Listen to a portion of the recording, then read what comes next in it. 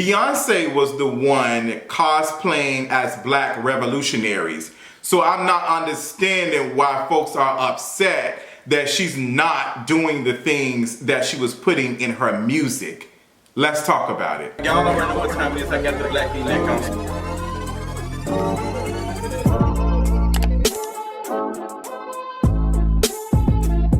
What's going on, you all? I want to talk about this because this has been quite interesting over the last couple of days. For those who do not know, Beyonce has been getting whacked back and forth for the last couple of days. Matter of fact, the last couple of weeks, after fans have come together and said, hey B, we do not want you showing the Renaissance film in Israel. And there has not been any response. Nobody has posted anything. Beyonce hasn't said anything. The only response we've gotten close to is Mama Tina responded to folks saying that Beyonce looked like a white woman in that picture for the premiere. And the way Mama Tina wrote that Instagram post tells me a lot about how she feels about activists, advocates, and all of the above. Baby, it is hilarious watching these folks try to be critical and still hold back because they know that the backlash will be overwhelming. And as we talk about backlash, there has been a little bit of backlash. It hasn't cost Beyonce anything. It hasn't made her lose any status or any money or any like deals or anything. And I think that's by design, to be honest. I think that Beyonce has put herself in this position. And she has put herself in this position. Beyonce has been sprinkling this black revolutionary aesthetic throughout her music. And there's a reason why Beyonce is held to this standard versus others are not. Like other artists and stuff who are not doing that specific genre of music and saying specific things are not being asked that, because that's not something that they're putting out. They're just making music. All art is political, point blank, period. All of it is. It doesn't matter. All art is a statement, no matter how you look at it. And Beyonce realizes this. It's also very fascinating watching people, be very upset, and the responses of fans who enjoy Beyonce's music say, hey, we would like for her to pull out her film from showing in Israel. Now you have folks in Israel showing up to the movie theater singing You Won't Break My Soul with like these flags. Like they're showing up with flags, they're singing the song, and they're posting on social media. This is in a direct response to the conversation of folks asking Beyonce to pull this film from being shown in Israel. And Beyonce did not do that. Folks are arguing, saying, well, Beyonce already signed these contracts, she's signing these deals, it's last minute. But Beyonce hasn't released a statement. She hasn't said anything. And it's, again, the way these fans are tying and twisting themselves in knots to defend this stuff needs to be studied. And the fact that it's already being studied, been studied for years. Parasocial relationships and our need for escapism. I did a whole 30-minute video about it on Patreon, and we got into some things because we really need to have a conversation about how we feel when celebrities and our faves are being critiqued and it is affecting us mentally. That the fact that folks who have mild criticisms of Beyonce is causing you to feel some type of way. You can't make this up. The way folks have tried to dox a writer for a critique of Beyonce in the film. That piece was written for us to think. It is not a feel-good piece. It is for us to be critical. And I am thankful for folks who feel comfortable being critical of celebrities and celebrity. Like, I'm thankful for folks like this because I know that we are living in a world where if you are critical of some folks or calling out some things, you will not be rewarded. It's quite interesting that folks don't see how messed up that is for someone to be denied in a room or the door closed on them because of a mild critique or anything. It's quite fascinating that folks have this idea that that's how it's supposed to be. Like, if you criticize, you shouldn't be able to receive things. You should be able to be in these things. So it's just like, so if I'm only being rewarded when I am saying the things that you want to hear, how can we ever be critical of any version or anything that is supposed to be for consumption? Explain that to me. Explain that to me. If I'm going to be rewarded only when I speak highly of you, what does that say about us? If I'm only being rewarded when I am supporting you, what does that say about the industry? And then we wonder why we see things that we're seeing right now with lawsuits and stuff. We're wondering why folks are rewarded for doing things for folks. You see how see the correlation? I'm not saying that these things are equal, but I'm saying if we are only rewarding folks for loyalty and doing stuff. Where does that go? Where'd that get us? There's nothing wrong with the piece that was written on Vulture by Angelica. I thought it was good. There are some things I wasn't sure about. I didn't have an issue with the overall piece. And I'm not irritated to the point that I need to send this person threats or any of these things, because at the end of the day, it's just a piece. It's just a written form of medium that I can choose to consume or not. And you all are irritated and pissed off by it. And y'all need to be studied, to be honest. Beyonce is the most powerful celebrity on the face of this earth. She's these things.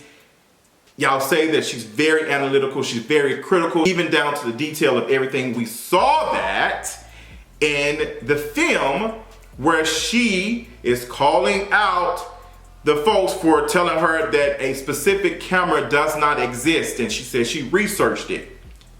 So you don't think she's being critical and detailed with other things? I saw some of the pushback where they did not like that in the piece that Angelica brought up the humanizing of Beyonce, the mother, and they thought that, you know, this shouldn't have been in this. This shouldn't have been in that, like she is a mother, da da da.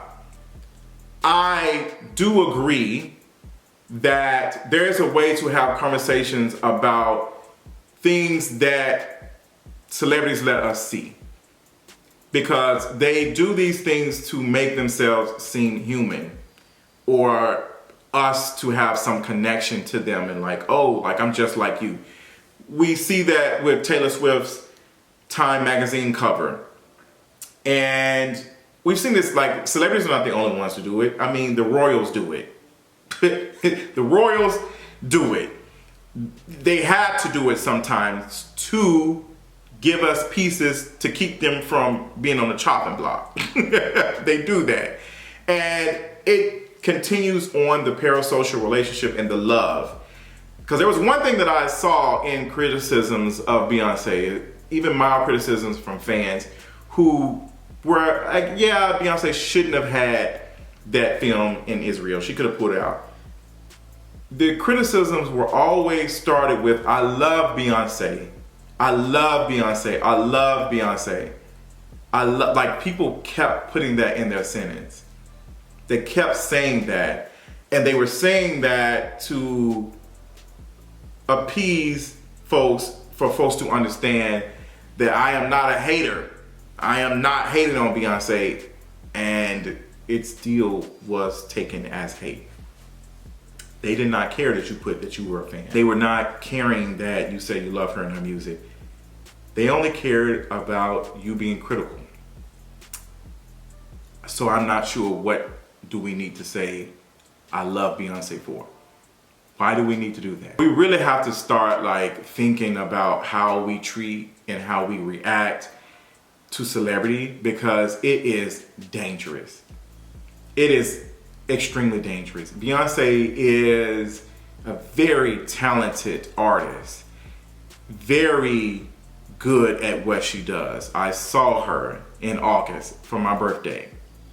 A really, really good concert. I enjoyed it. And I'm still critical of her as any celebrity, because right is right and wrong is wrong, and there is nothing wrong with having a conversation about it. But how people are responding to criticisms as if they're about to lose something. And I think that needs to be a discussion even more, that people feel as if Beyonce loses, then I lose. And maybe that has to do with the lack of representation for black folks. We even see this when it comes to criticisms of TV shows with all black cast or a black movie, how we are very selective and very careful of our criticism because we think that we will never get something again like this. Like, this is the only one. Like, this is all we got and we can't lose her. And I'm just like, representation is not going to save us.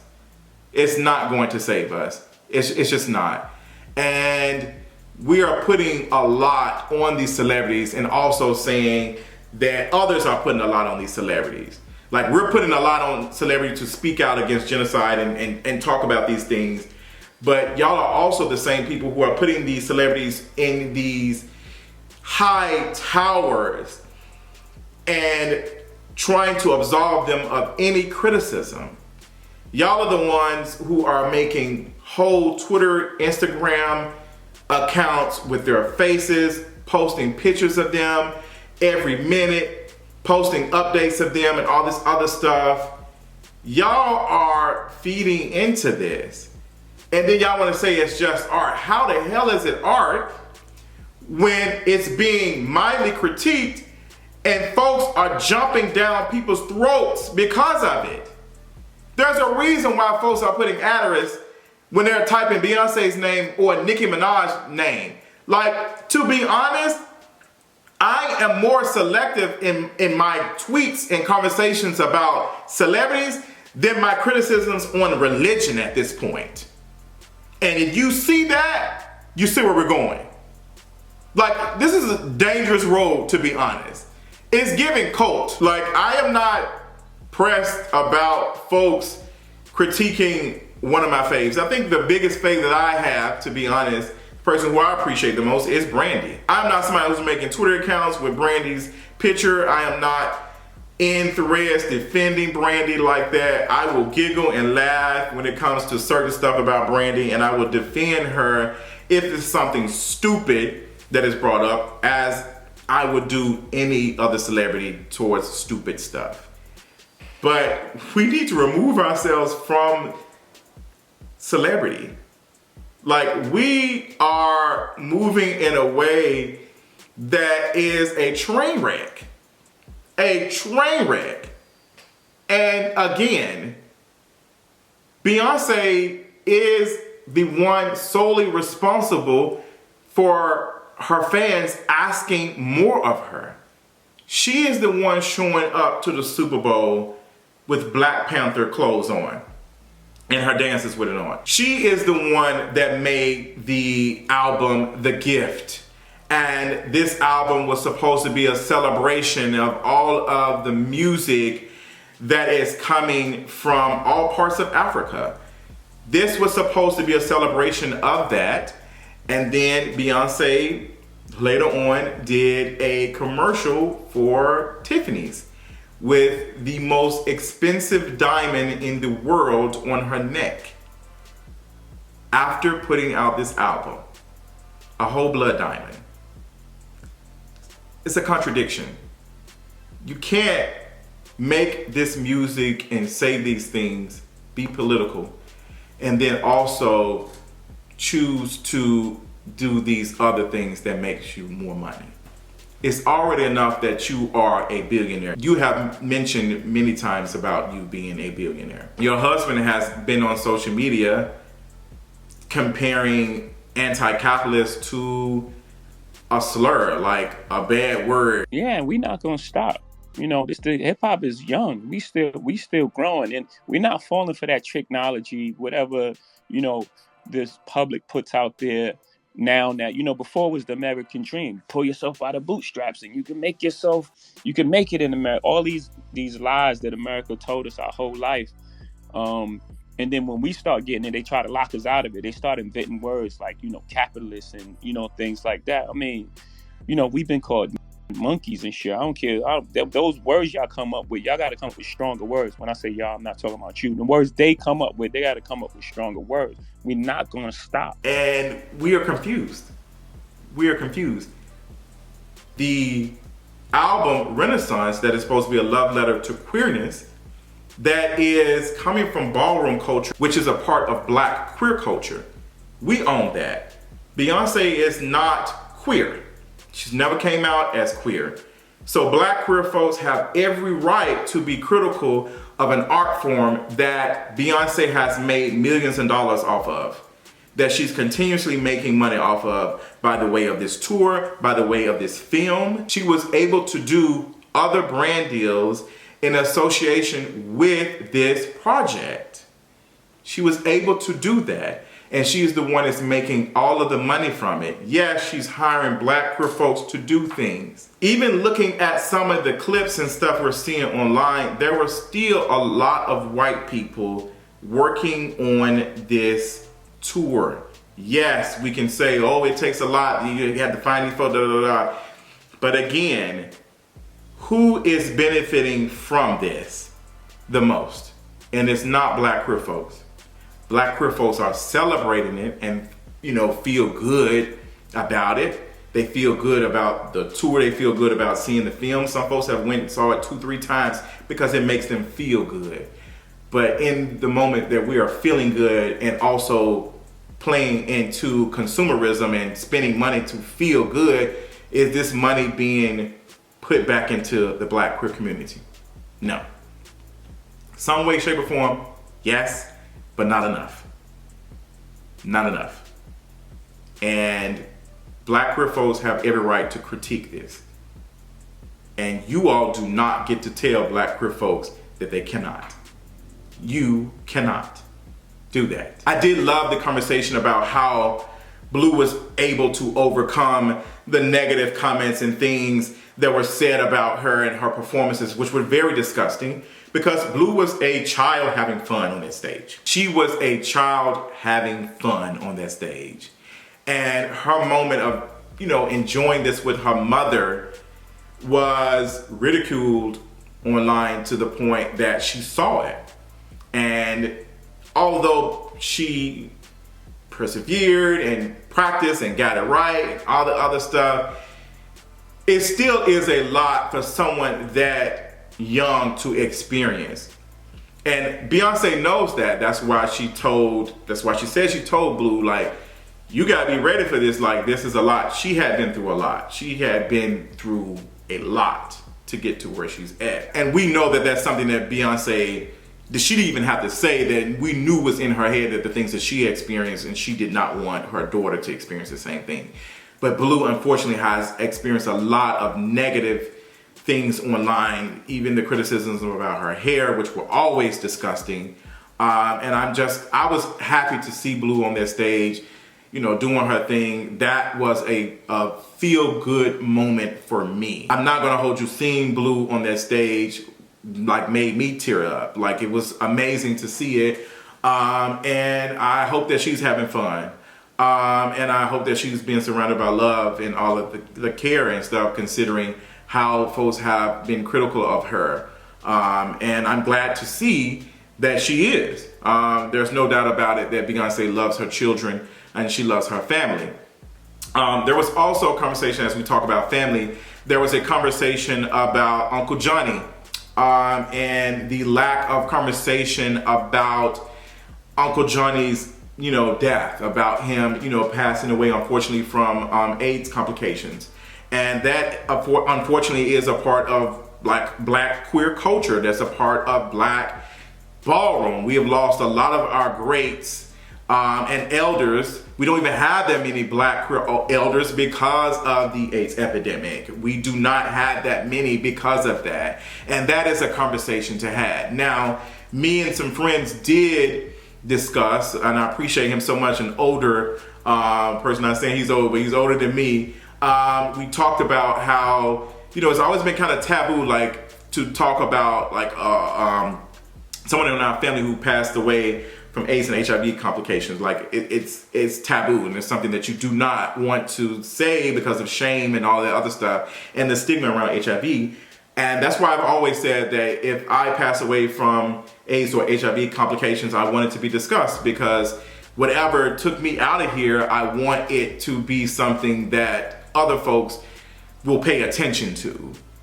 And something that, hey, this is something we need to be talking about, because we cannot lose any more of our folks to this epidemic. We need to be pushing the people in charge to look out for people who look like us. And we cannot have these conversations if we are still dealing in shame. And shame is real. I can understand why, maybe they did not want to talk about it, to not shame his legacy or take away from his legacy.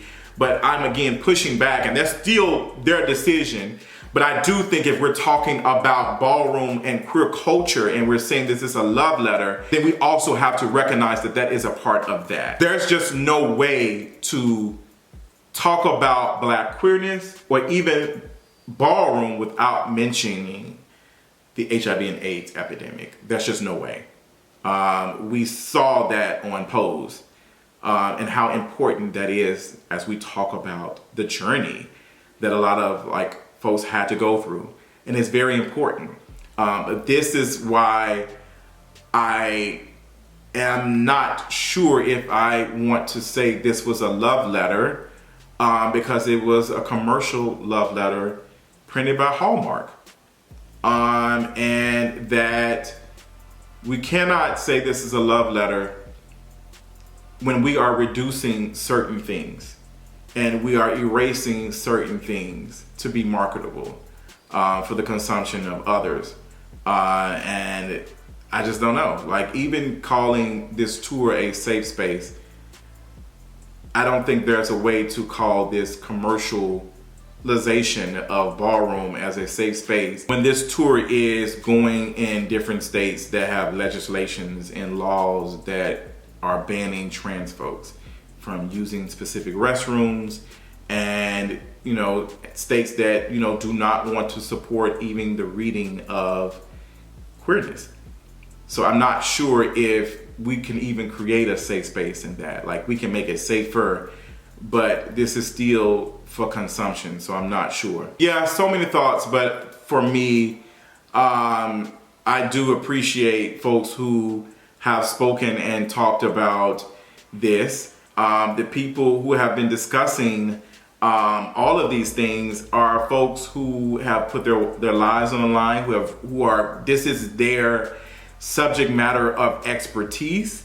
They are not doing this to be mean or ugly or disgusting. The folks who have been critical of this are folks who are in ballroom, folks who have studied, ballroom, folks who have written pieces about these things, not even just ballroom, but black queerness, period. These are the folks who are very much interested in these conversations and educating us. Yes, there are some folks, who might have a chip on their shoulders against Beyonce or whatever, and who are offering criticism, whatever. But one thing I have learned is that sometimes the folks who are the biggest critics can see something that you might not be able to see.